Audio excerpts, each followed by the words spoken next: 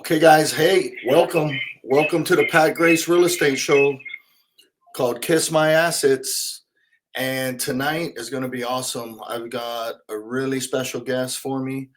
And this is where I open up, the 25 years of Kansas City network and show you exactly how we built this $200,000 a month passive income. We've got over 60 million in this portfolio right now, right here in Kansas City. And we're going to go live and talk to you guys today about property management. In this episode, I'm going to bring you into the engine room, the operators, the systems, and the people that actually make the real estate work while everyone is watching. Today's episode, property management. This is the part of real estate that looks boring, that nobody wants to deal with until it punches you in the face. This is where investors win big or they get wiped out. Tenant, turnover, collections, evictions, maintenance, renewals, the systems, the process. This is the battlefield. And property management is the most important part of a buy and hold portfolio besides the way you purchase the property. And so if you don't manage your assets right, you don't have assets. You have headaches and problems. So load up on the comments, ask the questions, stay interactive. We're breaking down real numbers, real processes, real problems, the exact systems we use, how we do it, and how we've scaled to hundreds of rentals in Kansas City to keep the occupancy high, keep the maintenance controlled, and keep the cash flow coming, even when the market is sideways or low. We've been doing this for 25 years. Today, I've got a guest that is the best. And trust me, this one guest does the work of 20 people. No gurus, no theory, just turnover, collections, chaos that most investors never see until it's too late. We're dealing with contractors, residents, owners, rehabbers, legal, compliance. She does it all. We're diving into how property management really works behind the curtain, what owners get wrong, what tenants need to run and clean profitable rental businesses instead of some sort of dumpster fire, how to avoid lawsuits, what the Missouri law requires, and the systems you need. So we're going deep, and it's going to be awesome today. By the end, you're going to walk away with a property management playbook that you can copy. You can send in your email. You can let us know. We'll give you the slides on what we talk about today. So whether you're new landlord or you're creating a portfolio amongst multiple states, listen in. If you're going to self-manage, if you want to hire a property manager, we got tips for both. So let's jump in and talk about this Kansas City market real quick. We do this every episode. And so let's talk about the sales that's happening here in Kansas City. And I knew this was going to happen. I was telling you guys the last show, the stats was coming in that everything was good and, things were rising. And you got to know that the stuff that's closing in November is actually contracts that happened in, September, October. And so I think you're going to start seeing a little slowdown. I know I've experienced it, and this month shows it. So from last November to this November, there's negative 7% in closings. So the number went from 2,800 closings to 2,600 closings. Excuse me. And that's a 7% decrease in the amount of closings. And I think you'll probably see that in December as well. I know I've experienced it. The average sale price is still up almost 7%. So that's pretty good. Days on market is also up. 43 days now is the average days on market. So if your house isn't selling, and you got to know the higher price your house is, the longer it's going to take. And so we've got, almost a 5% increase on the days of market. We've got The percentage of the original list price received is at 96%.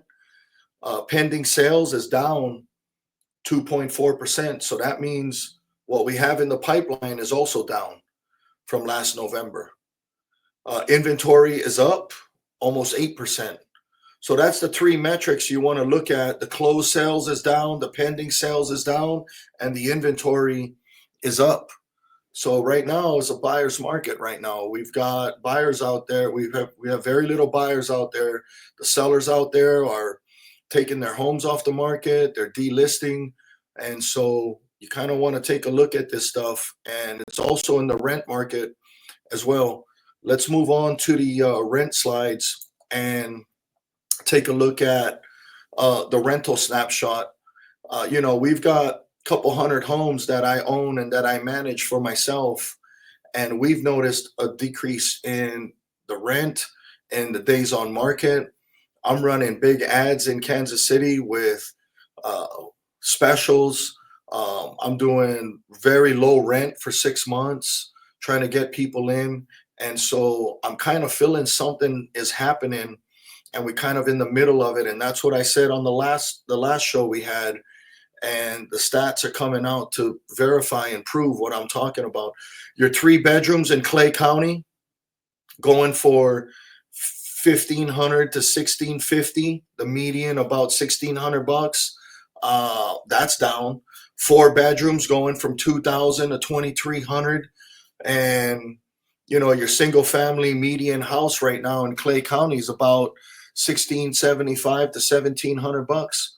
And so know your numbers when you're going in, and especially we're talking about property management today, so we'll hit on some stuff later on what we do and how we do it and where we're looking to get rent comps and stuff like that.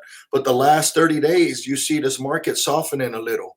So 15 to 22% of the single family listings had a price drop in the last 30 days, and that's according to Zillow in Clay County. The typical reductions are about $50 to $100. So people are dropping their rents $50 to $100 in order to get the homes rented. And the higher end homes, like your 2,000 plus, they're dropping rents about $150 to $250. So if you're watching this and your home's not renting, that's why you need to drop your rents a little, especially in these slow months, December, January, February. The days on market is about 28 to 32 days, where previously it was 18 to 21 days in mid 2024. So, and the homes that are above 1,800, they're sitting on the market for 35, 45, 60 days. And so know what's going on here. And we're in the midst of this shift. And I'm dropping the rents and offering big specials right now. And I'd say probably, 60, 70% of my portfolios in Clay County, north of the river. Properly priced homes are still leasing in 2 to 3 weeks, but properly priced homes are very low right now. Demand indicators, views are down. I found this statistic that listing views are down 10 to 15% off the 90-day average. There's a fewer inquiries that tenants are putting out there, and that's something to look at as well. So rents are drifting downward a little bit. Vacancy periods are increasing, and we'll see what 2026 holds. We've got Fed meeting tomorrow that we can hopefully we get some good news, maybe a rate drop. And we're expecting 3 to 5 rate drops next year. So I truly believe the market will come back and things will pick up. But the wintertime over here is always a little slow. And so let's take a look at Jackson County real quick. On the Jackson County side, we have single family rent levels, 3 bedrooms about $1,450 to $1,600. 4 bedrooms are $1,900, $2,200. The base is about $1,375 to $1,400 according to Zillow in Jackson County. The last 30 days, the market behavior in Jackson, the rent index shows it's down about 1% month over month. You still have a 4% growth, but it's stalled in recent months. So um, Jackson County is a little different though, because you have areas with really high rents and you have areas with really low rents that skew the statistics, like the inner city. The days on market, we got 45 to 55 days on the single family listing. Homes above $1,700 in Jackson County are taking ridiculously long to rent. And I'm talking like I've got tons of homes in Blue Springs, Lee Summit, and I'm coming down to 1,600, 1,700 bucks to get these homes rented, where I had them rented before for 17, 1,800.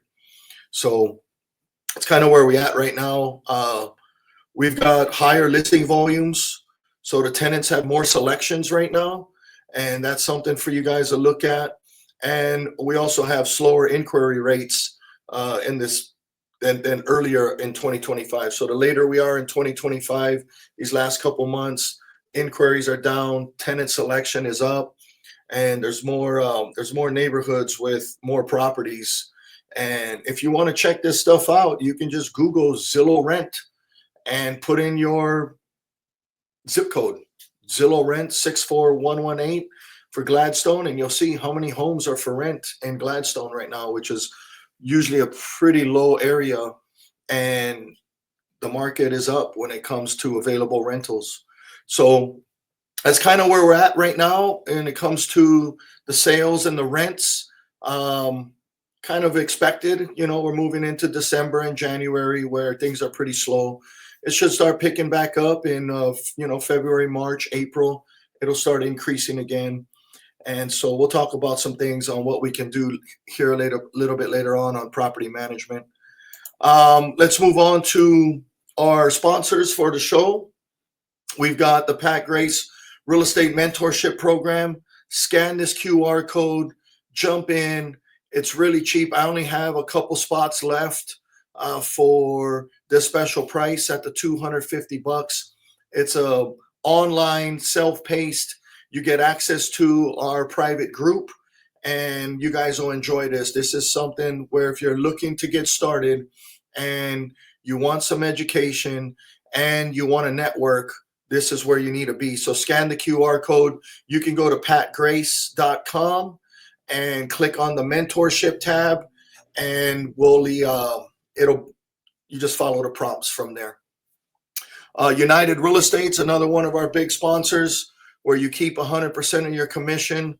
I think we're close to 400 agents in this company. We've got awesome tech. We've got 3 brokers. We've got leads. We've got everything you're going to need as an agent. So if you're looking at getting into real estate in the 2026 year, which might be smart because I think the market's going to shift, check out United Real Estate. If you're with another brokerage that's not paying you 100% of what you're bringing to the table, you need to move. And so amazing support, full technology, in-house online training, automated social media. The tech stack is phenomenal. The brokers are great. And so take a look at the United Real Estate. The Real Buy Box, my man Lawrence got a awesome software here where you can underwrite properties. I use this tool all the time to underwrite, to find out who the owners are. This is a real great software, all-inclusive software. You can figure out the phone numbers, the addresses for the owners. You can make your phone calls. You can put your contracts. Just check out the Real Buy Box, scan the QR code. They'll give you a month or a couple months for free while you try out the software. And I think you guys will enjoy that tool. It'll speed up the process. So, ladies and gentlemen, let's get into this show. We're going to be rolling straight from Kansas City, where I'm from, where majority of my properties are from. And before we dive in today, let's take a deep dive on the art and the science of property management. I'm going to bring someone who actually lives this stuff every single day. Investors complain, tenants complain, newbies, they panic. And property management is impossible. Tenants never want to pay. Maintenance is a nightmare. Nobody wants to work. Every portfolio loses money. And while everybody else is blaming the market, blaming the tenants, and blaming life, we've got operators who prove the opposite. And day after day, door after door, this isn't theory and this isn't guru talk. This is people in the trenches. And there's someone out there at 7 a.m. handling emergencies, coordinating maintenance, dealing with vendors, keeping residents happy, keeping owners profitable, and doing all of this while half the industry is still looking for their morning coffee. They're spotting issues before they become lawsuits. They're running systems to keep occupancy high and the delinquency low. They're turning problem properties into performing assets. And they do this just like it's another Tuesday. Today, we're going to break down exactly how we do this, from tenant screening that actually works, preventing maintenance money pits, to handling rent collection without drama, building repeatable systems to make property management feel like a business instead of a disaster. So buckle up, because once you see how this operator runs their property management company, you'll never look at ownership of property the same way again. So let's bring on today's guests and get into the real engine behind the portfolio success and my portfolio success. And so let me introduce and take time to introduce someone. This lady is beautiful. It's very incredibly special to me. She's behind everything I do, not only in life, but in business. She's been my partner since we were 18 years old, 17, 18 years old. She's my biggest supporter, my inspiration, my heart behind everything I do. She brings kindness and strength and joy into every room she walks into. And I'm honored to share this moment with her. Please welcome the woman who makes my days brighter and reminds me of what love truly is. And so she's a broker. She's got her Kansas, Missouri license. She also manages 400 agents and runs a big broker shop here in Kansas City. They've closed $400 million in sales this year, over 1,300 transactions, and she's paid $10 million of commissions to agents right here in Kansas City. She also kind of oversees our property management company with another lady named Barbara and Annie. And we only manage properties that we own. There's about $60 million of properties. We'll show you guys some stuff on our software later. She's got some leadership awards, velocity awards. Let's welcome Marta Grace to the show. Thank you, baby, for coming on and being a part of what we're doing here tonight. I appreciate you coming on. Absolutely. I'm honored to be here. And property management tends to be a very thankless job. So thank you for the pat on the back, literally. Yeah. You never get a phone call saying, hey, you did a great job today. And everybody's always mad. Either the tenant's mad, the owner's mad, or somebody's mad. So yeah, you're right when it comes to that. But welcome to the show. I'm glad you're here. Today we're going to break down the full rental roadmap. How we buy things right, how we manage it right, how we stay profitable in any sort of market. We'll talk about long-term value, buying the right assets in the right areas, how to protect it with preventative maintenance and strong management. Segment 2, we're going to talk about cash flow and how we buy in heavy demand areas, control vacancy, using some different strategies, so smart upgrades, expense reductions. We're going to talk about trends in tech and AI and how that is really changing the game when it comes to property management, the ease of management. And we're going to talk about screening and rent strategy, identifying great tenants, how we find tenants, how we screen tenants, how we communicate with tenants. We're going to talk about our leasing and our move-in process. We're going to talk about rent collections and evictions and maintenance, and we'll give some tips and tricks. So you ready to jump into this and talk about all this stuff? Let's do it. That's a long list. Let's get started. Yeah, we better hurry. We got an hour. Okay, so here's a quote real quick for people. Think of property management as the engine of your rental business. Without it, even the nicest properties can lose money. And so this is definitely the heart and soul of, it's the hardest company to run for us, but it's also a big revenue generator and the most important part of our strategy and our passive income, and allowing us to bring in over 150 grand a month passive. Right. And And bottom so line is everything we do is to build a legacy that we want to leave to our children. So this is such a big component because obviously taking care of these properties that we will leave to them is a big part of why we do what we do every day. So for sure. So let's talk about the number one. So the reason you want to have property management and solid management in place, I think the most important reason is to protect the value of your assets and to protect the value of your properties. And back in the day, we started our property management company because we couldn't find good property managers. So we said, you know what, let's just manage it ourselves.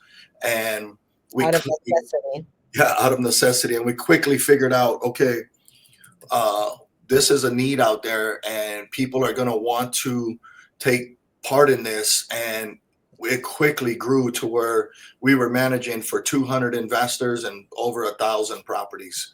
And so since then, we've kind of sold off a bunch of property management, and we now only manage for ourselves. But we've got 25 years of history. So when we're talking to you guys about what we're doing, this, we live this stuff, and we now have staff. We have great employees. We have loyal people. We have maintenance. We have everything in place to make this thing run and to make this thing hum. So let's talk about real quick. Hey, Pat, Yeah, before we move on, can I add something real quick for yeah. the audience watching? Just because you mentioned briefly the fact that we sold off the property management contracts. So keep that in mind if you're watching. Property management is definitely something you can scale. And when you build it, as long as you're protecting the value of that company, making sure you have good long-term contracts, it is a business you can build and exit from and have a significant exit. There are lots of national property management companies that will buy your smaller local property management. So think of this not just for yourself, but as a company that you can create. That is really true, and something that we never thought about when we first started. And so we did have a nice exit, and we got, and we got rid of a lot of properties that we were managing, and we kind of got to relax a little bit. And so we're back in it now. Our non-compete is up, and so we're back in the property management business, but we're being real picky on who we bring on, what areas we bring on, and we're just being really picky on that. And so let's talk about this though. So preserving and increasing long-term property value, big picture principles, right? Like, so from the biggest thing in value is buying the right area. And so that's going to be number one. If you buy wrong from the first, you buy the wrong house, you buy the wrong area, you're dead from day one. And so acquiring the right asset in the right neighborhood with stable tenant demand is the most important thing. And so having the correct after repair value, making sure that you have that number accurate is super important. Because if you come into this situation with too high of a price, you can't cash flow, your rent numbers aren't right, you're going to struggle. And neighborhood trajectory matters. And so we watch for developments. We look for places where they have big commercial permits getting pulled. Nobody's going to build commercial if there's no residential to back it. We're looking for schools, high schools with great sports teams, great athletics.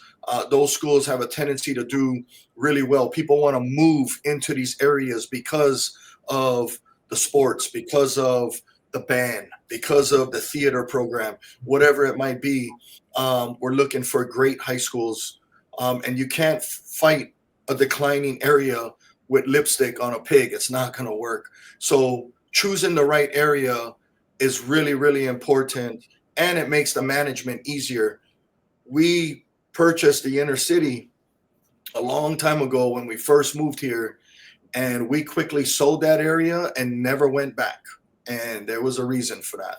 That's And all we could afford at the time. yeah, well, and the numbers look good Yeah. in the beginning, Yeah. but after your first move out, and just a long term 5 years, for 5 years, we couldn't produce those numbers year over year for 5 years. Where now we take a little bit less yield. We have way better areas, 2-car garage neighborhoods, $250,000, $300,000 neighborhoods, and we have better tenants. We have less evictions. We have no thievery. We have no burglary. We have nothing getting stolen, evictions, and so the area is super important.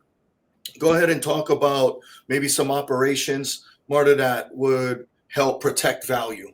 Awesome. Yeah, I'd love to. So before I dig into the operations specifically, I will say that when you manage these operations, you want to do it by department. So if you're an individual solo investor, that department might mean an AI, or it might be a VA that's in charge of collections. In fact, our VA, Annie, who's driving this, is in charge of collections for us, and she's in the Philippines and handles that 100% for us. So it doesn't mean necessarily that you have to build out a whole staff. It can be VAs, or we'll talk a little bit later about some AI we're using that essentially replaces an entire staff member for maintenance and managing that. So keep in mind that what we've established and the way we've managed our properties is by department. And that's because, 25 years ago, Pat went out to Memphis Invest and learned how they scaled their company, because they were managing at such a larger scale than we were.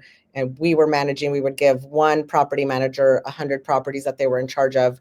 And they did everything, every department for those 100 homes. And it just was really difficult to scale doing that. So what we're teaching you guys today is how to manage by department. So whether you're a solo investor or you are a professional property manager managing for other people, if you're not doing it that way, that's absolutely the best way to scale.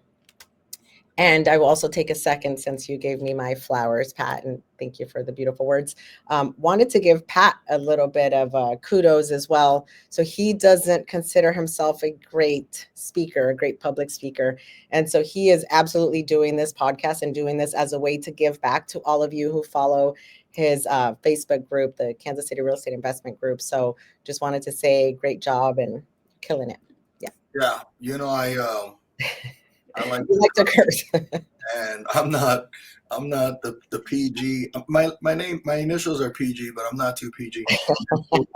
I have I gotta watch what I say, and but I do have fun doing this. And so when we're talking about property management, um, do you have anything that you think on the operation side that will protect value on the operation side? Yes. Talk to 100%. Yeah, talk to them about like preventative maintenance and tenant retention and stuff like that. For sure. Yeah. So absolutely, protecting the value of that home starts with preventative maintenance. You can't leave it up to the tenants. You have to have systems in place to do the preventative maintenance quarterly, monthly, whatever that looks like. So we have quarterly checks for HVAC filters, gutters, cleaning those out every fall, checking the water lines, having smoke detectors, and checking those batteries when they're out there to check the filters. So having those systems in place instead of relying on your tenants to do that will greatly improve the longevity of that home. So when your property preservation specialists are at the home, they know, hey, if you see a water stain on the ceiling, even though the tenant hasn't called it in, again, a lot of times they don't notice, or they're not bothered by it. But if they report that back to us, just making sure that you stay on top of that preventative maintenance to make sure it doesn't turn into a bigger issue, ultimately will protect the value of your property. Tenant retention is the other huge thing that protects the value of your home, because you're not spending money and you're not having people trashing the homes. You're checking them. You're having long-term tenants. There's less turnover, less rehab, fewer vacancy. So that results in more cash flow year over year, and it improves your tenant experience. As they say, it's cheaper to keep her. That definitely, that principle applies here as well. So making sure that you're systemizing your upgrades to keep your costs down as well. So what I mean by systemizing upgrades means like using the same stuff over and over. So the same LVP flooring, the same paint colors. It can be a little bit boring, but you can buy in bulk that way, and it makes everything cheaper and easier to replace. So if we're using the same appliance package and the same flooring and the same paint color, it's really easy to replace or touch up as needed. Yeah. Now, I will say we do change those colors. We modernize the paint colors every like 3 to 5 years to stay relevant and to stay hip. And my favorite hack for that is go to Sherwin-Williams. They have a whole booklet on what the trending colors are, and they show you like what colors go well together. So you don't have to be a designer. Like literally just go get your booklet, use the colors that they're recommending, and stay on top of what's new and what's modern. LVP flooring is another big thing that's changed in the last few years because it looks so much better than laminate flooring used to look awful and look really fake. And now it looks like hardwood, and it's really easy to replace. It's really easy to clean. You don't have to replace it every time someone moves out like we used to with carpet. So definitely take a look at LVP flooring. And if you guys DM us, we can send you a list of like where we get our flooring, where we get our paint, who we have contracts with. We do get a lot of stuff from Home Depot, but like HVAC, flooring, paint, all that stuff we get elsewhere. So if you do need that list, let us know. Yeah, that sounds good. Let's talk about maximizing cash flow. You kind of segued into that with the systems, the subs. You kind of touched on it a little bit with tenant turnover, but in today's market, maximizing cash flow is the, I guess, job of your property manager. And for us, like for us as owners, it's our job to put the right processes and systems in place. And so maybe give them some ideas on some stuff that you want to talk about, and then I'll throw some things in after you get done. Okay. So maximizing cash flow isn't just about what you're bringing in, it's about how much of that you're keeping, right? So keeping your costs down for maintenance, although we just talked about maintenance, keeping that cost down is super important. So making sure that you're managing your subs extremely well comes into play there. So making sure that every subcontractor has before and after photos using the systems. Our AppFolio system, which Pat will show you a deeper dive about later, has an automated system where it'll text the tenant after a work order to give a review from 1 to 5 on what their experience was. And then we get notified. And so if I see that there's anything that's not a 4 or 5, our admin is reaching out and finding out why, what was the issue there. So managing those contractors and keeping that cost low is crucial. And then also buying in the right neighborhoods where there's a lot of tenant demand, as you touched on earlier, Pat. Avoiding the areas that have weak employment and high turnover has been crucial. I think a big move for us and a game changer for us. Midterm rentals are also a great way to have more cash flow. On average, you can get typically about 3 to 5 times more rent with a midterm rental versus a long-term rent. So look at that for areas where like maybe you're close to hospitals, and so you have a lot of traveling nurses. You can look into a lot of different ways, which we'll touch on a little bit more about that later, but midterm brings you tons of money, and short-term even more so. Now there are restrictions on what areas you can do short-term rentals, but tons of cash flow. We're doing some of that in Florida, and those are averaging about $30,000 a month, which you couldn't get with an average rental. So making sure that you're looking at what's the best strategy for that specific home and not just look at long-term rentals only. Yeah. Handling maintenance immediately is also really important, as we touched on earlier. Yeah. Like deferred maintenance will kill you. And I think minimizing the vacancy. And so that is a really important part. And how you minimize vacancy is through communication with the tenant, doing simple things like cleaning out their gutters, putting in the filters for them, simple things like that we do twice a year for our tenants. And it saves my AC, it saves my furnace. Cleaning out the gutters is the biggest reason that people's basements flood. And so if you just leave the leaves in there and you leave all the trash in there for a whole year, your basement's going to get water in it. And so that's the easiest way. And it takes a blower. And honestly, you jump on a roof and it takes a guy maybe 20, 30 minutes and he's done with that house with a blower, and he can move on and clean out. And so little things like that are tricks that we use and it helps. Here's some other things to maximize cash flow. You got to refinance smart. You got to finance your property smart. This is stuff that's going to directly affect your payment. And so right now, I'm looking at a bunch of interest only stuff. The market's going to change, and I feel like the rates are going to drop. So I'm not really locking into anything for 30 years. I haven't been.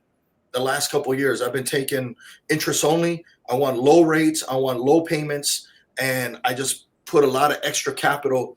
I do a big line of credit strategy that we're going to talk about next episode on how we maximize cash flow through how we finance. But financing smart is one really big cash flow, how you maximize your cash flow. The other thing is shop your insurance. Here's something that we started doing, and it has been a game changer for us. Your insurance and your taxes directly affect your cash flow. The lower they are, the more cash flow you have. And so, sticking with the same insurance agent for 10 years might not be the smartest thing. That's what we did. And as soon as I went out to market, these guys, they raise your rates. And then once they raise your rates and they know they can sell you at $1,000, all your stuff comes in at $1,000, and the guy down the street will do all your policies for $800 or for $700. And this is what happened to us. So shopping your insurance around and always looking for the best rate is a way to maximize your cash flow. And then here's another thing I do, and people laugh at me, but man, I go and argue my taxes. I might do 50, 60 homes a year. And I'm down at the Board of Equalization arguing my taxes. That tax bill directly affects my income. And so those are variables that you can control and handle and reduce your monthly output just by simply taking the time to pull comps, provide comps, fill out the paperwork. And it's a really smart strategy to keep your payments down and your costs down. And so let's move on to. Because I don't think a lot of people know that they have the option to argue that they just pay whatever the state says their taxes are. Now make sure and notify them that there are certain times of the year you can do it. It's not any time. So you'll get a letter from Jackson County or whatever county you're in, and they'll let you know when that assessment period is. You should get notified. And a lot of you guys who have LLCs or trust, and you need to talk to your representative who runs that stuff for you and make sure they're getting you this information, because you probably won't get it in the mail, but your registered agent or whoever it is that's running your LLC or your trust should be getting this information. And that's a crucial piece to know when the deadlines are, when you need to fill it out, and really you need comps and you need pictures. And so if I have a move out on a property this year, I can go fight the entire value and I can bring pictures, and all I need is one comp and some bad pictures of how the tenant left the house, and I can drop the value of that property. And every time I drop value, it's good for 2 years. So it's really important, and it's a big strategy for us. And I handle this myself. I do it myself. I don't hire a company. I pull my own comps. I get the pictures from the tenant move outs, and I show up to the Board of Equalization with that, and I get my rents dropped. I get my taxes dropped, and it works a lot. If you're not a licensed agent and you don't have access to the MLS to pull those comparables, you can go to Zillow, you can go to homes.com and pull comps that way, or reach out to your local agent and they will be more than happy to help you. Yeah. Okay, so let's talk about some market trends and some technologies. Talk to them about the AI and the stuff that we're doing, and you kind of take the lead on that, and then I'll talk about the software. Okay, awesome. Automation is everywhere, as we all know, and tenants are expecting more and more out of their property management. So faster maintenance, cleaner communication, online, everything is really what they want. And so I'm super excited to talk about some of the AI assistants that we've put into place, which is basically like a maintenance triage bot called Vendoroo. It's $600 a month, but it essentially replaces an entire staff member. It automates the phone call. So when a tenant calls in, our bot, her name is Alex, and she sounds like a female. She sounds like a human, and she'll have a full-blown conversation trying to troubleshoot And then if there is the troubleshooting doesn't work, it will create the work order. It'll then assign it. It will then follow up with the vendor and the tenant prior to the appointment to confirm it. And then it does the follow-up after. So just absolutely mind-blowing technology.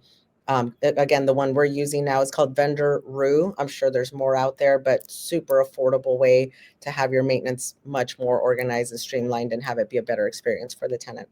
Yeah, and just like anything in the beginning, you kind of got to train it. You gotta upload your maintenance staff. It's heavy up front on the setup, but oh my gosh, like you can eliminate an entire secretary. You can eliminate the follow up. It does great follow up. It even, like, if I call in and I say my disposal's broken, it'll text me YouTube Instruction. videos on what to do. So, like, get the wrench and turn it at the bottom, hit the red button at the bottom. I mean, it'll tell you things to do. Your AC's not working. It'll tell you to check your thermostat, change your battery, change your filter. Just simple things that you can do before they send a tech out. And so it's all automated. It's crazy how much conversation this bot can have with the tenant. And we're not sponsored by them, so just we absolutely love them though. So definitely check that out. The other piece of technology, and it's not new, but it gets better and better every year. We've been using it since 2011, is Appfolio. That's our property management software, and it does everything. It automates the application process. It automates the rent collection. Like 95% of our tenants pay online, and they have it just automatically coming out of their account every month. And so that's been a game changer for us. And so you guys, Pat, you're going to show them. Yeah, I can kind of show you guys like our little dashboard here. And on this dashboard with Appfolio, I mean, you can see that 74% of our payments are collected online. 86% of the units have paid so far this month. I've got 96% of our activated tenants that are doing everything online. And so this is kind of how we run everything. You can see the leasing activity. I've got 164 guest cards, 25 rent apps have came in. We've got 9 out. Are you going to screen share that? Yeah, it's on there. Oh. Oh, is it not on there? Let me see. I see you and I. Hold on real quick. Let me see here. It says stop screen. I think it's working. I'm not sure. Okay. Okay. So, yeah, so it's really clean. There's this big dashboard here that kind of gives you a really good snapshot of your maintenance, all my insurance coverage. And then on the left side here, it talks about leasing. So I've got all my vacancies here. I can advertise all my vacancies to Zillow, to rent.com, and everything here, just with a click of a button, post, unpost. All my rental applications are in here. All my leases are in here. You can see all the people we have in here, what the status is. And so really clean, one-stop shop. All my lease renewals are in here. I have property page that goes over every property, who the owner is, who the tenants are, one clean system for accounting, for pulling credit, putting the files together, pulling criminal reports. Everything is all-inclusive system here. And then we have the reporting where I can click on a report here. And if I want an income statement and I want to look at November, I can hit update and boom, it pulls it up. Here's what my November looked like. And when you thought I was bullshitting with $289,000 a month in rent, there it is. And here's all my expenses for this month. And this month is heavy because I got taxes. So far I paid in $28,000 of taxes, which for me is nothing. I've got another $400,000 that I've got to pay before the end of this month. But the net income is 150 grand. So that's after we pay all the bills. There's $150,000 of rent that is sitting there after all my expenses. And we've grown this over 25 years. This isn't something that we just, jumped into. This is something that we've grown. And this has allowed us to travel, have comfortability, to move, and like all these other companies and businesses that we run is it's awesome. It's more income, multiple streams, but we've always got this in the background. No matter what happens, that money is coming in, and we call that passive income, even though it's really not passive. I mean, we're managing stuff. We've got staff, we've got people, we've got processes, we've got systems, but it's there. And so when you're bringing in 150 grand a month on rent, after all your bills are paid, you're in a really comfortable situation. And Yeah. so that's thanks to Appfolio, is the software that we use that makes everything super easy to track, to manage, and it's got the best reporting. It's got so many processes and systems and just everything in one spot. And so we used to manage this shit on Google in Great Docs, we used to call it, Excel spreadsheets. Yeah. Before Google, we're even dating ourselves, because there was a time we managed properties with no Google, and we was on Excel spreadsheets and doing it like that, and we called it grace books, and we just kind of managed our stuff like that. And this is way cleaner, way simpler, way easier. And we'll kind of go over the stuff. There's a maintenance portal where you can run all your maintenance, and Vendaroo can tap into it. So makes it real simple. The online payment systems, we can accept Zelle, we can accept Venmo, we can accept cash, we can accept checks, credit cards, everything through this system. Inspection apps, we've got everything's in there. Pictures, photos, videos, how you moved into the property, how you moved out of the property. I mean, it makes it real easy for documentation, for evictions, for payments, for judgments, everything that you need, verification, lawsuits, anything that you need. We have everything in this one software. Honestly, my favorite feature of Appfolio, I think, though, is the application process. So the reports that it pulls, because again, the strength of your tenant starts with how well you underwrite and screen that tenant before they move into your home. And so with Appfolio, when they submit that application, within less than an hour, we click one button in Appfolio and it will pull a nationwide eviction check, a nationwide criminal check, a full credit report. And so our admin will send that to us. We can look through it in 30 seconds and either accept or deny somebody. So you can turn that tenant application over within 24 hours before they go off and find something else. And you're making an educated guess on whether or not they're going to be a good tenant. Yeah. So let's talk about that. That's a great segue. Let's talk about tenant screening, management, and rent increases. We're at 50 minutes now. I don't want to go too long, but I want to give the information and get the things out that people are going to need to know. So let's kind of move quick and just hit the bullet points here. But tenant screening and management and rent increases. So what makes a great tenant and how you find them? That's probably what most people want to know. And for me, it's not about perfect credit. If you've got great credit and a job in Kansas City, because it's so cheap, you're probably a homeowner at that point. And so we take a lot of sub 600 credit, a lot of stuff in the fives, and we're really kind of just looking at the credit file. And I'm looking for consistent behavior. Do they pay on time?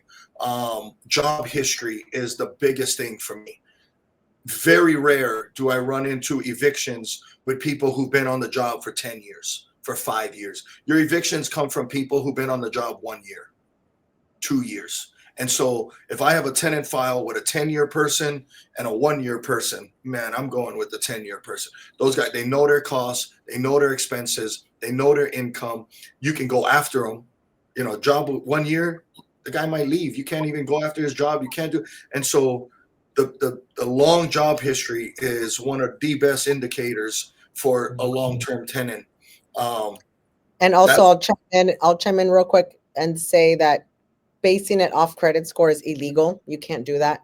You can look at their payment history and things like that, but you cannot base it off of credit score. So make sure that if you are going to manage property, that you're taking a look at tenant law and learning all that stuff, because that's the landlord tenant. Landlord tenant law. Yeah. Now, employment, It's, I want stable employment. You can ask these questions, and really, we're looking for 3 times the amount of rent. If rent's $1,000, you need to verify $3,000, and I'm talking net rent, not gross rent. You don't need to make 3,000 and you got child support, medical, dental, 401k, and by the time you get your money, you're bringing home $1,500. That's a problem. And so you're looking at net rent when you look at this. Clean rental history. If you've been evicted 5 years ago, 7 years ago, we're not taking that into consideration now. If you've been evicted 60 days ago, a year ago, you're gonna have to explain that to us on the tenant file.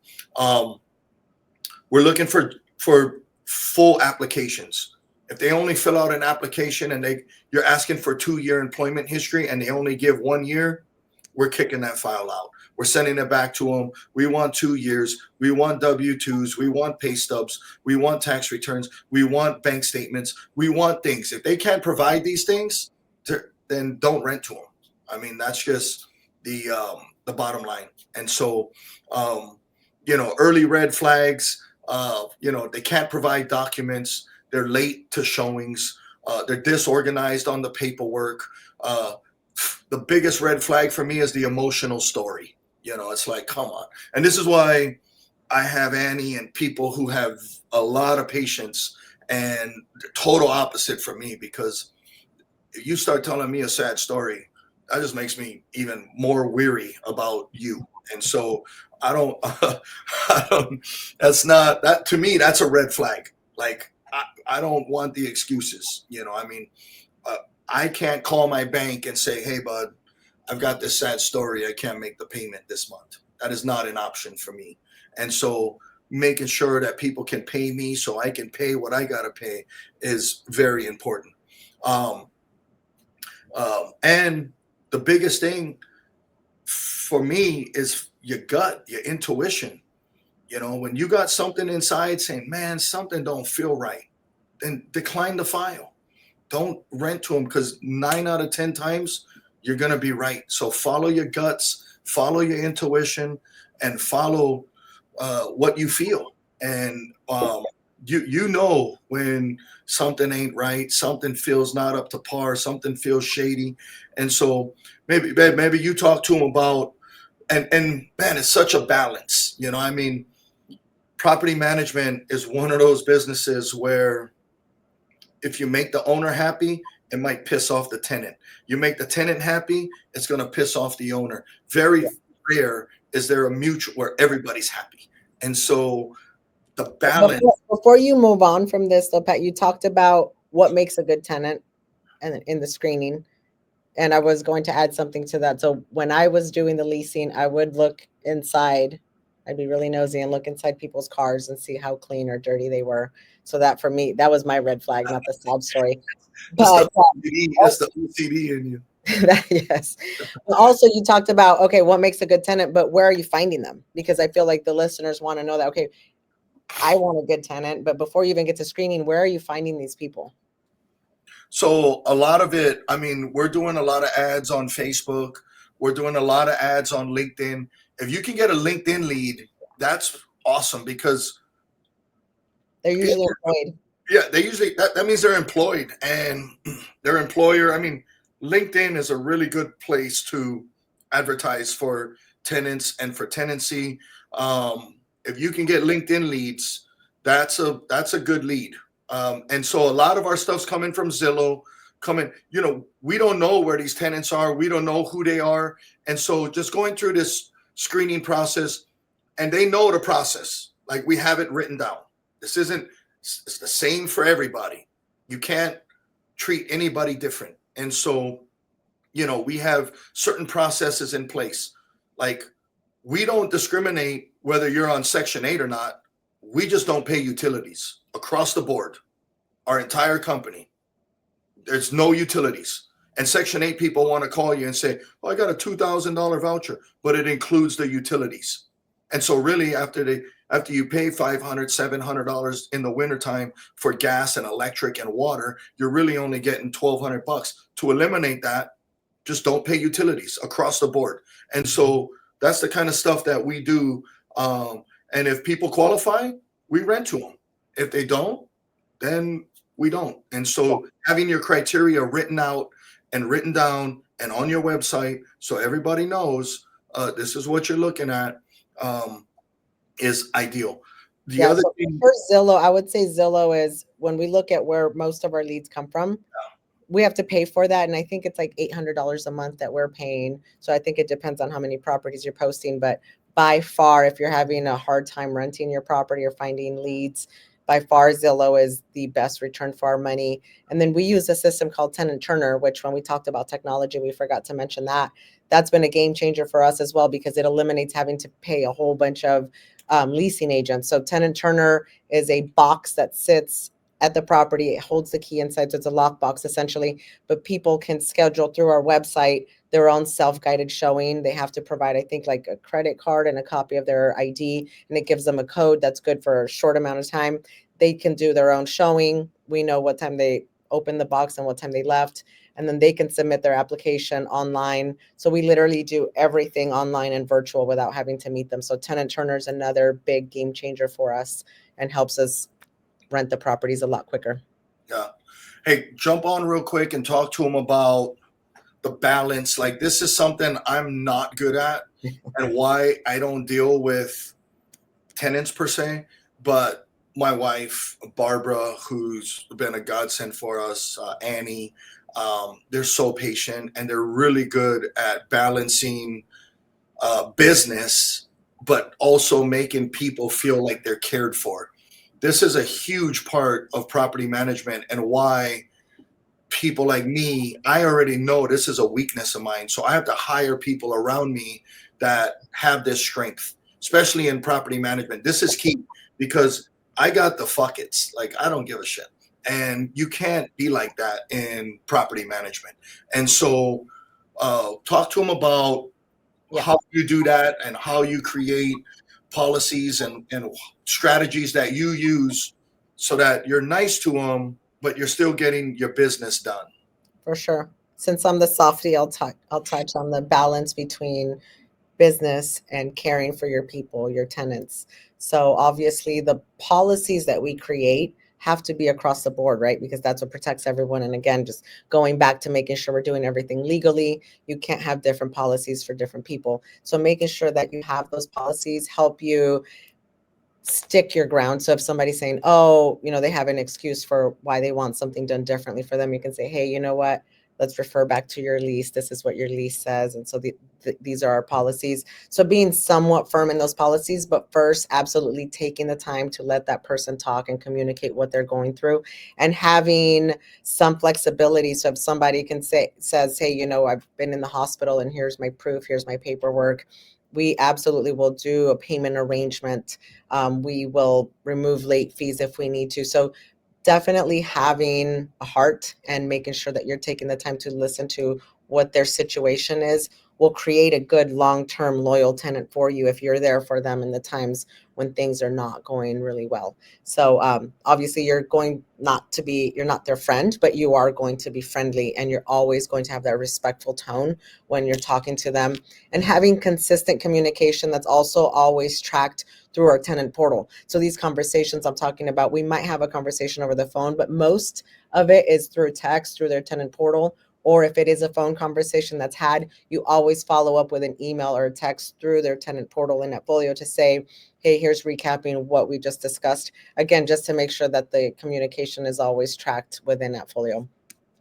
That consistency with the tenants also helps build trust, and having the same rules for everybody protects you. So making sure that you're creating those policies and procedures that you and your staff will all do everything the same way. Yeah. I like what you said with being friendly, but not being friends. And that's important. And I like what you said about using the lease. So you can always use the lease as the bad guy. You can always say, here's what you signed instead of arguing an opinion. It doesn't matter. Here's what the lease says. And so you have to pay by, the first, or your rent can go up 3 to 5%. and just kind of reminding them what the lease states is probably the easiest way, and just using the lease as the bad guy. It's not, I can't do anything. We're in a contract here. This is where we're at. And so as long as they're communicating, we've always come from a place of, as long as you're communicating and you're letting us know what's going on and you're trying and you're doing payment arrangements, you know, that empathy plus structure equals longevity, right? So we will work with you. But if you have a tenant that's completely avoiding you, they're not answering their phone, they're not responsive, that's when we're like, all right, you're 30 days late, we're starting eviction. So we're pretty quick to start eviction if there is no payment arrangement in place. And Missouri is a very investor friendly state. So if you start that eviction with them being 30 days late, you can have them out in the next 30 to 45 days after that. yeah, yeah. That is one good thing about, we don't have rent control. We don't have, our eviction laws are pretty landlord friendly. And so, if you've got, and we got great tenants and we've got systems in place. We've got a non-for-profit that we own, and we use our non-for-profit to help pay rent, to help pay utilities when we have tenants who have surgery. Also a list for other non-for-profits that can assist our tenants Right. as well. So We got a make list. sure that you're there as a resource for them and say, hey, here's a place that's willing to help, and just reach out to them. Sometimes our staff is so amazing, they've been known to help them fill out the paperwork, and if the people don't have a computer or whatever, they say come into the office, we'll help you fill out the applications for the assistance and stuff like that. So again, just making sure that you're a resource and that you're caring and doing everything you can to keep that tenant in place. So let's talk about increasing rent, because this is something that as costs go up, we have to pay more. As our taxes go up, as our insurance, everybody's experiencing this. Like the price of stuff is going up, and so is rent. And so when we're increasing rent, for us, it starts with communication almost 60 days before the lease is up. We're reaching out and he's reaching, 60 to 90 days. And up front in the lease, it says that we can increase the rent 3 to 5%. And so we give early notice. There's no surprises. We can justify. We tell the people, go out and look. I mean, if you think you can find a better house, and a lot of times our stuff is right on par, it doesn't make sense for them to leave when they're going to go out and find another house at the same price. Now, what we're not doing is, if the rent market is $1,800, we're not bumping them to $1,900. That would be stupid.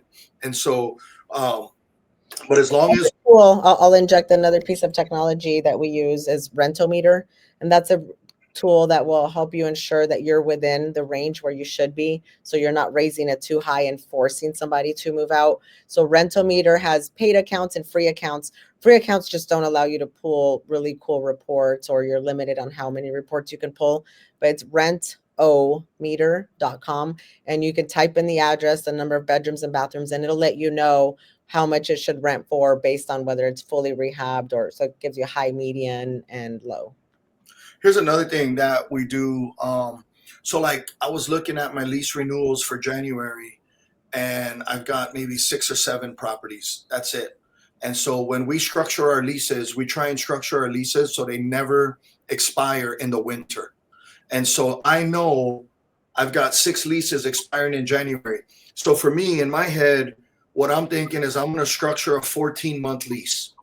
And this will have next year's lease expiring in March. Okay. And I'll give them maybe 2 free months. So I'm going to sign them up on a 14-year renewal, but I'm going to give them the first 2 months of that renewal at the same price, where as a bonus, I sell it as a bonus, like, hey, you've done well on paying. Here's 2 free months at the first, and I'm going to extend you for 14 months. And really what I'm trying to do is get away from the wintertime move out. I hate having move outs in November, December, January, February. Those 4 months, I try and keep everything really low. And so I'm always trying to maneuver leases, and this is a strategy for people. And you know what? One big thing when you're talking to property managers, if they don't own property, this is the kind of shit they won't understand, and they won't know because they don't feel it. And I feel it because having a move out in November, December, January is the worst. It takes long to fill. It's hard to get the homes ready. You got cold, you got snow, you got ice. Nobody's trying to move at this time. And so just structuring your leases to where your leases aren't expiring in the cold months is really smart and something that you guys should take into consideration. Let's talk about that. That's the greatest segue. Man, we've got great segues. Let's talk about leasing and move-ins. So, when it comes to leasing and move-ins, the biggest thing is documentation, right? And we use AppFolio. We use another software called Company Cam, which is a picture software, more of a construction maintenance type software. And you have to have a move-in checklist. You have to document everything before they get the keys or when they get the keys. Photos, videos. We have written condition reports that they sign off on when they move in. And so everything's well documented on what the house looked like. And the tenant can write in the stuff they found wrong. Like, hey, there was a mark on the wall. The stove wasn't working. This was broken. There was a small leak here. The blind was broken, and that way when they move out, the stuff's in there and they can't be held responsible for that. We're testing the major systems, the HVAC, the plumbing, the electric, the appliance, the smoke detectors, really like safety first is kind of, what we're looking at. We want it clean, we want it safe, and we want it functional. Locks, deadbolts, window latches, trip hazards, railings. Oh my God, I've been sued for railings. You learn when you go through these issues. And so having a clean home sets the tone, and really just kind of walking through with the tenant. There's a lot of companies out there. You need to ask what their move-in process is, because if they're just sitting here giving the tenant a move-in walkthrough form and giving them 7 days that would be a red flag for me as a property manager. I want somebody walking through the house, documenting the house, and we don't really do that. We don't give 7 days. We're with you there. We're walking through with you, and you're signing that day. And we got pictures, we got video, we got written stuff in writing, and that day. And so I know a lot of property managers out there, they're not doing that, nor will they do a move out walkthrough. And that is even worse. And so they won't even show up for a move out. They just have the tenant bring the keys or whatever, and then they go document later. And we don't do that either. And so making sure you have the sign off, making sure you're walking through with the tenant. You want to talk about security deposits? Sure. So security deposits obviously are there to protect you from any damage that the tenant causes. And there are some very specific rules. So again, be knowledgeable about landlord-tenant laws. When they've moved out, you only have a certain amount of time to send them a letter explaining if there was anything withheld from that security deposit for repairs, and making sure you're documenting extremely well. So having a very good move-in report will help you when it's time to move out, because then now you have a before and after that you can compare. When we started off, we had handwritten move-ins instead of having the picture ones that we're using now. So it's night and day. Again, look at Company Cam for that. And the tenant has to sign the move-in and the move-out walkthrough. And then we also have a system called Rhino that's a replacement or security deposit replacement program, where if somebody doesn't have the full-blown security deposit, they can apply for Rhino and make monthly payments. So it's like $10 to $15 a month, kind of depends. It underwrites the tenant, and that sets a monthly payment, and it provides the owner 3 months of rent of coverage for damages. So it's almost like an insurance policy. So it's a great option for somebody who's maybe a very good tenant, but doesn't necessarily have first, last, and deposit. And what I love about Rhino, the costs have went up. So like now so what the tenant's it's basically a deposit insurance, and it's with the tenant. And so the owner can't pay it. It's a deposit insurance. The tenants have to get approved for it. So if you've got 400 scores, it's not going to work. You've got to be in the 600s. You got to make the payments too. But what it provides me, like she said, is 3 months rent. I can use that money for back rent. I can use it for repairs and maintenance when they move out. And so if you got a $2,000 rent, you might have a $6,000 rhino there, which is way better than having 1 month's rent. Two grand. The other thing is on my advertising, man, I advertise. You guys see me advertising. I'm advertising no front deposit. That's because I got Rhino, and all I got to do is have them do a monthly payment on the Rhino. So you can your lease, I guess, is cheaper. Instead of collecting the first, last, and deposit, now you just need first and last or first month's rent. I run all kind of specials using this on the advertising and the marketing. So people call me all the time. My friends, Pat, how the hell what are you doing? No deposit. They don't understand what I'm doing. And so we've got it covered. And in fact, it's even better. And so check out Rhino. That's another tip and trick that we're going to talk to you about. RHINO, Rhino. Yeah. Okay. So let's talk. Let's go through this really quick because we're already at an hour, 11 minutes, and we still got rent collection, maintenance, and then some tips and tricks. So rent collection and late rent and evictions. Okay. So for us through Appfolio, we can collect rents. We have all kinds of methods. There is no way you can have an excuse to not pay me rent. We've got online portals, we've got ACH, we've got credit cards, we've got Zelle, Venmo, Cash App, cashier's check, money order. We never take cash. We never take cash. I used to take cash and we just don't do it.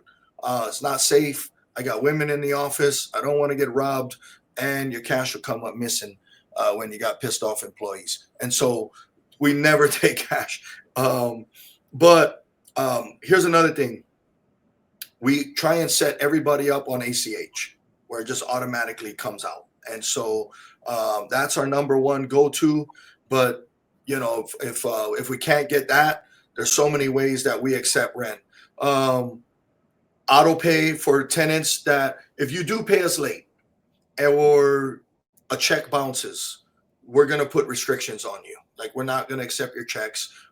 You're only going to have certain ways that you have to pay. Annie, who she's from the Philippines and she's a VA and she's been with us for maybe 5 years now, and she's so awesome. And like, she handles all of the collections on our portfolio, and she's patient, she's kind, she's understanding, and she creates the payment schedules. And so I'm going to touch on that a little bit on how we do it, but everything's in the lease, like we said. So if you're late, the fee, the monthly fee, the daily fee, everything's in the lease. So there's nothing to argue about. Now we can reduce the fee. We can take the fee off if you make the payments. And really, when we're doing payment options with people, we're doing short-term payment options. I got people that could be behind $1,500 in rent. I want to know what you can bring in the next 3 days. And it's really not about the money. It's about the action. If you tell me, Pat, all I can afford is $100 in the next 3 days. Perfect. Bring me $100. And all I want to know is that you're going to do it. I don't even care how much it is at that point. I just want to know you're going to say something and you're going to get it done. And so that's how the payment arrangements start. And then, we're getting more granular because you can't just bring in $100 a month or a week on $1,500 rent. You're going to get too far behind. And so my first payments with them is really something short, something you can bring me in the next 24, 48 hours, something you can bring me in 72 hours. That's the test. If you fail that test, we're going to eviction. Like, I'm not even dealing with it. And so that's kind of how I've done things over the years when it comes to late payments and payment plans. And then, you're talking to the tenant, how much you get paid, what can you afford, and you're structuring things because they're going to say, oh, all I can afford is $400. Well, that's not going to work because you owe $1,800 and we've got a month. Maybe we split it out to 2 months. Now you got $3,600. Yeah. And so it's going to be late payments is something totally different. Let's talk about eviction. For me, we start eviction. If you're 30 days late, we start the eviction, no matter what. And we have a great attorney and a great attorney for that. So again, DM us if you need a recommendation. We'd be happy to send that to you. Yeah, but 30 days, if you owe a full month's rent at 30 days, you're getting evicted. And we put you on payment plans. If you owe a couple $100, we'll work with you and we'll move it to next month and we'll deal with it next month. But if you're 1 month behind and at 30 days is up, you're definitely going to eviction, no matter the story. There's no story that's going to stop it. It's going to happen. And that's across the board. Let's talk about maintenance and repairs real quick. And then we'll put a bow on this thing and tie it up. Maintenance and repairs is probably the most, I saved it for last because it's the most important part of property management and property preservation. And so we've kind of touched on certain things that we do with filters, cleaning gutters, smoke detector batteries, things that preserve your property, and the heavy machinery, which is your AC and your furnace, electrical safety checks. I'm going to skip all that. Let's talk about emergency, non-emergency real quick, Marta, if you can kind of how we set the expectation on that, and then we'll kind of move forward. Perfect. Yeah. So it's part of our lease. Again, just having all of that communication up front, letting the tenant know what is an emergency, what's not an emergency, and also like what is covered in terms of what we will repair for them. So if they've punched a hole in the wall, don't call us for maintenance. That's not covered. So documenting all of that is important. But yeah, if it's not an emergency, again, vendor Rue will take the call. If it is an emergency, if someone's basement is flooding or it's midnight and it's 2 degrees and the furnace has gone out, the system will call us, and we have vendors who we call out for those situations. That is the hard part about property management, is getting that call at midnight. But again, because that's so few and far in between, it doesn't happen too often. Yeah. I mean, if your toilet's clogged at 10 o'clock at night, we're going to push that till tomorrow. That's not an emergency. If you got water coming all over the house, that's an emergency that we will handle. And so now that we touched on that, let's talk about. You want to do common mistakes, or you want to go to Q&A? Well, we can go to some of the, I guess. Are there any questions? I guess let's see if there are any questions that people have. I haven't looked on the Facebook page to see if there are anything. Annie, can you let us know if there are questions that people have been typing in?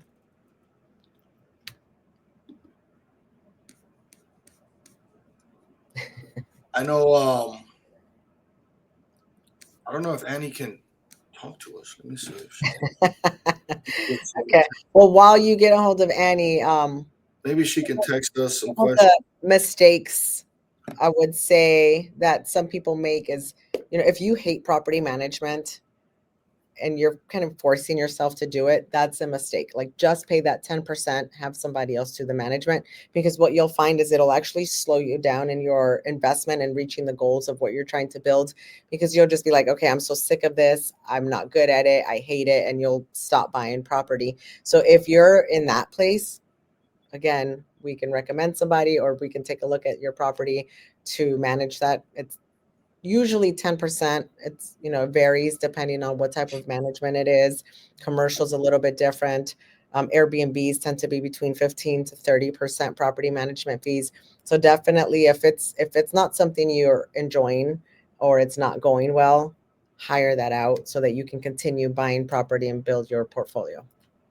Yeah, I think that's probably one of the biggest mistakes that people would make, is not hiring a property manager and trying to. I mean, if you got one property, that's fine. If you're out of state, for sure you need to hire a property manager. If you're living in Kansas City or living wherever you're at, you got one property, you live close by it, but then again, when you're at work 9 to 5 and you got all this shit going on and you ain't got time to handle it, this is what pisses the tenant off. This is that creates contra, and it's just not even worth it. And so hiring a property manager, like she said, is really good. Let's also talk about maintenance taken care of by home warranties. So if you're buying a property and we're your agent, a lot of times we will have that seller pay for a 1-year home warranty for you, meaning if anything goes wrong, all you pay is a $75 deductible. You call the home warranty company, they cover pretty much everything. And you can extend that home warranty. So they'll usually let you know when it's about to expire and you can extend it. So again, if you're a solo individual trying to manage a property on your own, home warranty companies are a great option. And again, we have some vendors, some of our preferred vendors for home warranties that we can recommend to you. So if you need that, it's usually about $600 a year, but then you don't worry about any of the maintenance. And I did forget to mention earlier, so I wrote this down, Pat, when we talked about where to find tenants. A huge one that we forgot about is MLS. So whether you're an agent or if you have an agent who can list these properties, many MLSs are not just for properties that are for sale. You can also put your rentals on there. And now you don't have just yourself with one for rent sign in the yard. You have an entire army of realtors helping you find a tenant. Now, Yeah. obviously, you have to pay some compensation for that. They'll negotiate that and ask for commission typically, but just know that that opens up a whole nother avenue to find a good tenant. So we got a question here. What's a good rate? And when you're talking about interest rates, what's a good rate and what rate you can get is two totally different things right now. And so the rate you can get right now on a non-owner paper is probably between, I'd say, 7 to 8% on non-owner. And so if you're taking rates higher than that, you're probably not going to cash flow. The other question was emergency. They said, is a basement flooding, or that is not going to fall on the tenant. That's a house issue. And so, I mean, I think sometimes we consider it an emergency if there is living space. If it's a finished basement, you absolutely want to get out there, shut the water off, and get a preservation team to suck the water out because you don't want mold forming on your sheetrock and things you're trying to protect down there. If it's an unfinished basement, as long as the water can get shut off, then we typically will say, hey, we'll be out tomorrow morning to do the restoration. Yeah. We've got Roy asking, do we recommend buying foreclosed auction homes? Do you have a contact for those types of properties? We buy, that's all I really buy is distressed, foreclosed, probate, divorce. I mean, that's the kind of homes that I'm buying. And the contacts for those properties would be maybe in auction.com. You can look at Voice is another really good one where you could look at pre-foreclosures for distress. and then Investor Lift is a big exit strategy for off-market properties. And then go to my Facebook group, Kansas City Real Estate Investment Group. Become a member of that group. Every single one of my friends and everyone I know in Kansas City for 25 years is posting their properties in that group. That is the go-to group for properties and for subs, for contractors. You can go in that group and post, I need a mud jacker, I need a plumber, I need a title company, whatever you need, and you'll get 20 responses. And so I would look in Kansas City Real Estate Investment Group, search something like for sale, something like that. And shameless plug, but you're absolutely right. Yeah. Hey, look at Mike Gosley. What's up, Mike? Do you require renter's insurance in the lease that you use? Yeah. Yes, 100%. And AppFolio has one. If the tenant doesn't have their own, they can choose the AppFolio one, and it's $9.95 a month. Yeah, $9.95. It covers the tenant, all their belongings, and all their stuff. Their personal. And so we do require a renter's insurance. Nice job pointing out something we did not cover, Mike Gosley. Great tips. When did you realize you had to venture out technology to help with all of the tech part, credit report, eviction? Oh, so when we first started managing our properties, I mean, when we got to about 50, 75 homes, it got to be overwhelming. Like we couldn't, we was sitting here stressing and crying and arguing and fighting. And I mean, we don't really argue about money ever. We just argue about time and systems and processes and staff and employees. I mean, this is kind of like it was when we got to that point. And honestly, that's when we kind of broke and we had to. We probably should have made that move when we were at 20 homes, 15, 20 homes.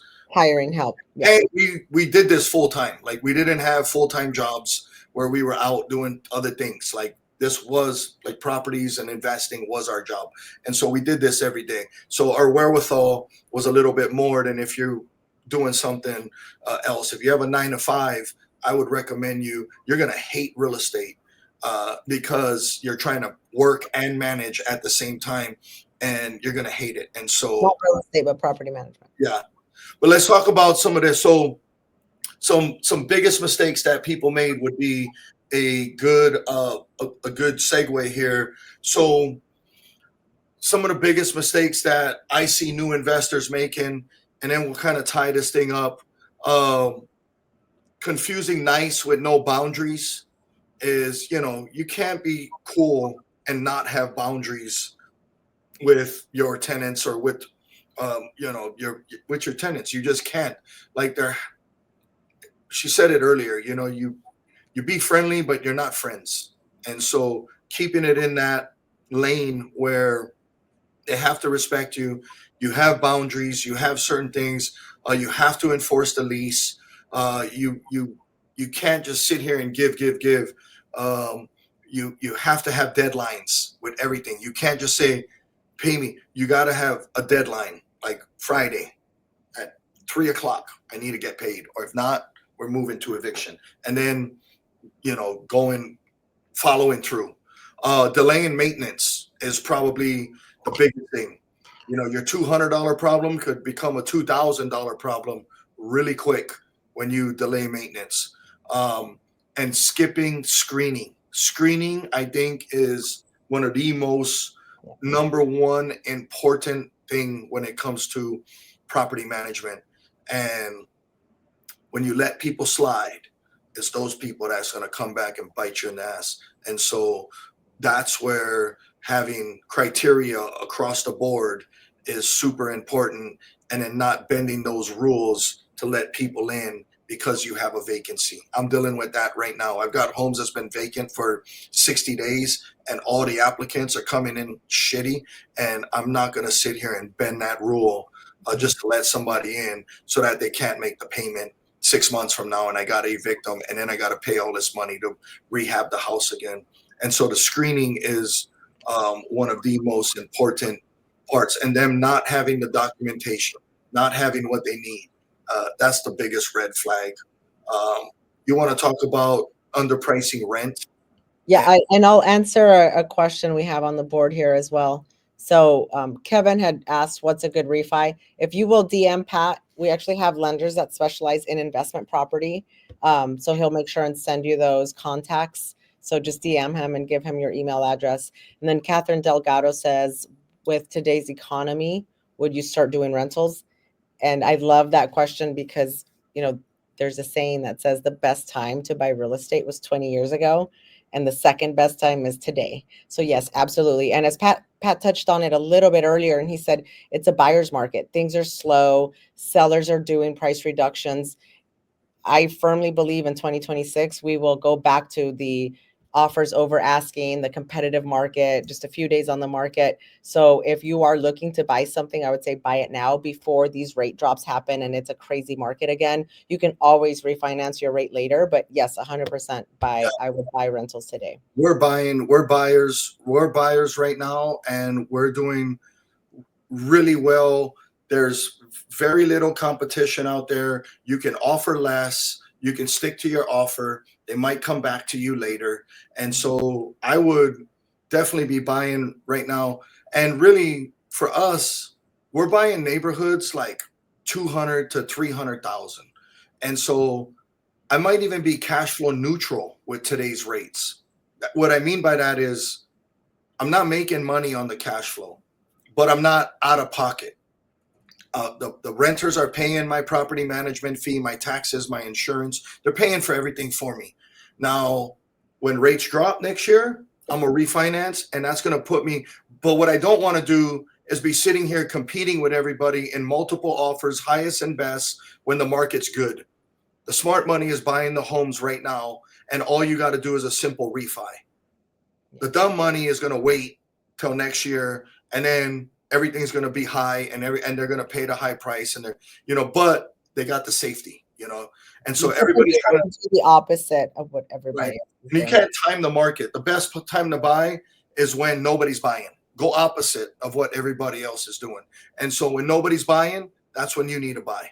And so when everybody's buying, another question that's when you need to sell.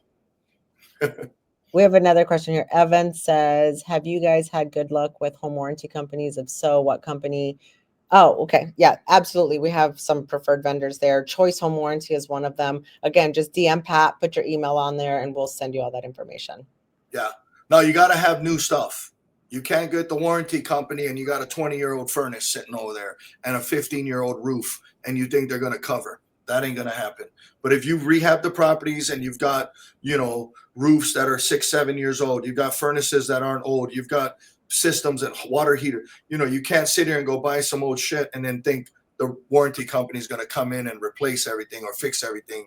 That ain't going to happen. So make sure your systems in there are good, and that'll happen. Yeah. Let's give some advice here real quick to the best. I see you, Austin. I'm going to get to you. The best advice for new investors right now, first rental. What do you say, Marta? So I will go to what we did first, is buying like a duplex or fourplex where you live in one unit and you rent out the other side. If it's your first property, it's very easy to manage it because you're next door. You get amazing rates because you're living in it. So your rate's going to be a lot better than it would be for an investment property. So that'd be my tip. If it's your very first one, do that. Yeah. I think for me, my tip would be buy something simple.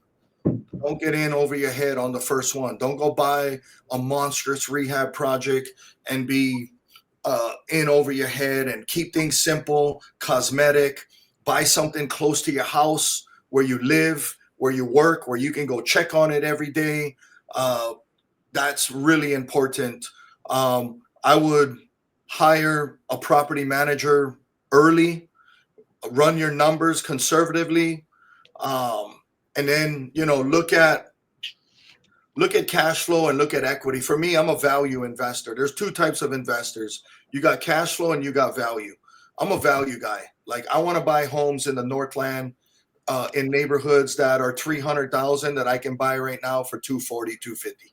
I'll buy that house. The cash flow might not be great, but the value is there. And when the market comes back, you're gonna be sitting pretty. And we've been so lucky that we've experienced the equity. We've experienced buying homes in the Northland for $50,000, $60,000 when we first started, and now those homes are worth 300 grand. And so the homes right now that are 250,000, what do you think those are going to be worth in 15, 20 years? They might be 550,000, and the rent might be 4,000 or 5,000, where right now they're 2,000. And so you don't take that into consideration when you're buying. And so your good investments are going to take time, and you got to be patient. And so the other big thing, I think new investors, big mistake, is skipping inspections. Make sure you get your property inspected.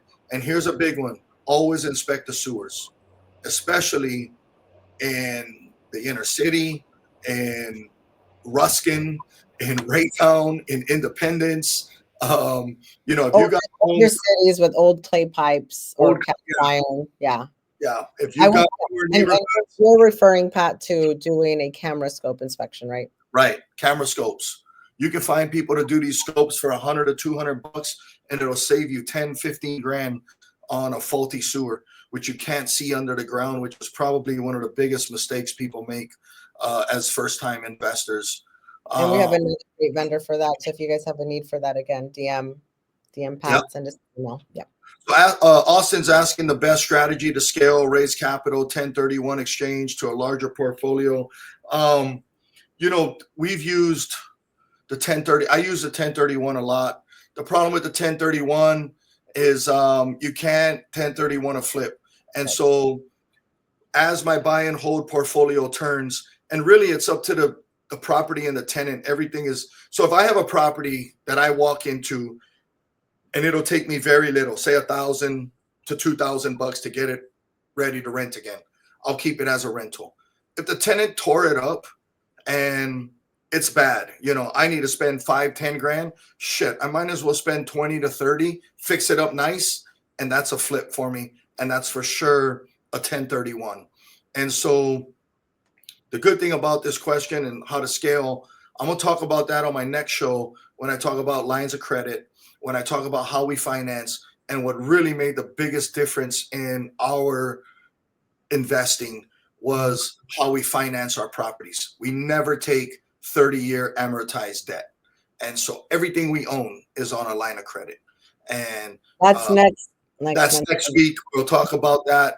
I'll go into that. You guys can log on and listen to that. And that's it'll be a more exciting segment. I know property management is not sexy and it's not fun, but it's the boring stuff that makes you lots of money. Yep. So let's do this. The little takeaways, the final takeaways. Treat your rental business like a business. It's not a hobby. Manage it, run it, manage your manager if you have a manager. If you're the manager yourself, this isn't like a side gig. This is important. Cash flow is king. It pays the mortgage. It builds the reserves. It keeps you in the game. Your relationships matter. Keep your relationship with your tenants, your contractors, your staff, super important people that you need in your life. The boring stuff makes you rich. What we just talked about, it's been the longest episode I've had so far. It's been an hour, 40 minutes. And it's probably the most boringest shit to talk about, but it is the most important. And it's the maintenance, the screening, the inspections, the renewals. It's this kind of stuff that makes you money over a long period of time. Yeah. The wealth is found in the properties you keep, I think was a saying. I chimed in last month when somebody was asking, like, should I keep or sell? Consistency beats everything is a takeaway for you guys today. And if you take care of your properties, they'll take care of you. They'll give you 150 grand a month so you can go relax in Florida and do things that you really want to do later on in life. And so in the grand scheme of life, me and my wife gave up our first 20, 25 years where we struggled. We worked hard.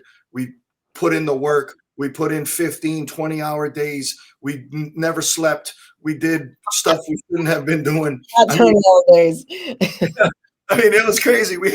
I remember like working 15 hours in a day we couldn't get everything done. And now we see the fruits of that labor where we can relax and we can chill and we've got money coming in and we have amazing staff. We got amazing staff. We got amazing people around us. And so really important. I appreciate you, Marta, coming on and talking and kicking some knowledge. Let's put the QR codes for all the sponsors up. We're gonna tie this thing up and call it a night. We've had some nuggets that we've given out. There's so much knowledge in this show. We're gonna repost it on YouTube, on my Facebook, on the group, on Instagram. I'll put it on LinkedIn. You guys can rewatch this. There's so much good stuff in here. If you guys want us to look at managing some of your properties, you can DM us. You can get with us through any one of these QR codes. What a great interview today. You should have a good playbook moving forward if you want to self-manage, if you want to hire property managers. The stuff we talked about are questions you should be asking in an interview. And so what a good show. Episode 5, my next episode, I kind of talked about it. This is going to be a really good one. And it's going to talk about what really took us to the next level and changed the game entirely for us. And that's called how we finance, how we take our debt, how we refinance. Everything's line of credit. I'm going to go through that with you guys on how I pay off my properties in 7 to 8 years. And how we do it is using line of credit, simple interest, sweep strategies. And so we'll talk about that on the next episode. That's going to be January 20th. So it's a little bit of time. We're going to be on vacation with our family. in Florida. So it's not going to be the second Tuesday, but we'll get it done in January 20th. And I look forward to seeing you guys there. Thank you guys for tuning in. Appreciate you guys.